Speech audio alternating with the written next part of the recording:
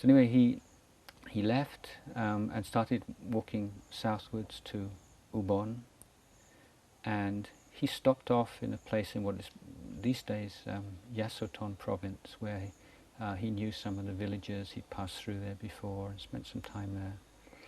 And then he went down to his home village, Bangor, and while he was there, he would give a number of talks to lay people, and many of his family members came, and this was very fulfilling for him. And since the time of the Buddha himself, it's been a pattern for monks who've had some kind of realization, some kind of understanding, to want to share it with their family, and particularly mother and father. Of course, you remember Ajahn Chah's father passed away, but Ajahn Chah really wanted to help his mother to progress in Dhamma. And by this time, he had his first disciples. In the village in Yasothon, a young teenage boy had joined him as a disciple, and another one in Bangor. So he had two teenage boys that ordained as novices and became his first kind of monastic disciples.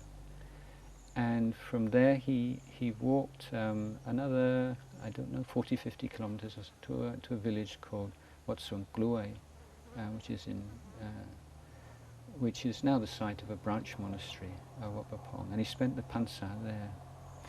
Now, while he was at Watsung Glue, he had a number of dreams, and I mean, dream analysis is not a big deal in Buddhism, as you know. But it was interesting that many years later, in 79 or 80, some of the Western monks at Wat Nanachat decided to go and interview Ajahn Chah and try to fill in all these gaps in his biography and do a proper biography. So they got a brand new tape player and all this kind of stocked up with loads and loads of cassettes, and went off to visit him and stay with him for a few days and sort of pump him dry of all the information.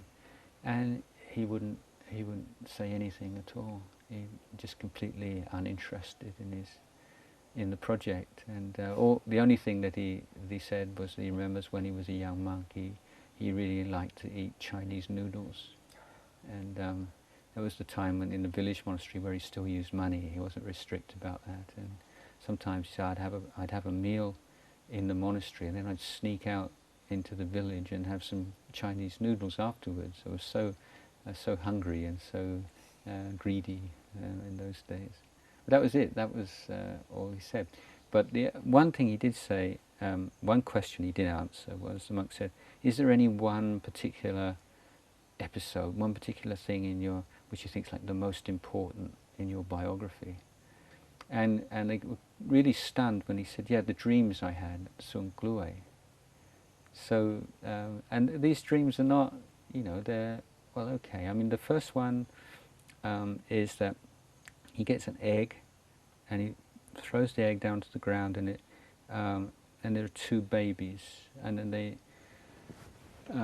go into these two small boys, and one's called Buntong, one's called Buntam, and then I think Buntong dies, or I can't remember exactly the details. But Buntong's out the picture. He does it, and Buntam is the one that grows up, and so that's maybe.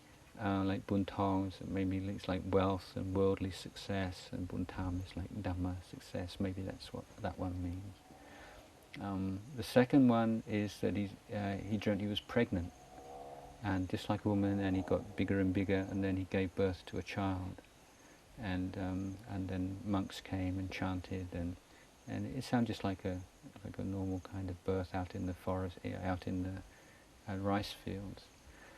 So. Again, I mean, he didn't ever give any interpretation of this. Possibly that might be sort of the birth of the Dhamma or enlightenment experience.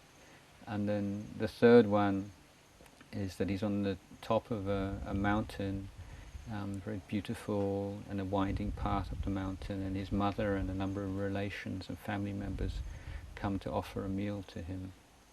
So there again, I mean, speculation that might prefigure his invitation to establish a monastery outside his home village. But even so, it's still surprising that he would consider those the most important thing from his biography.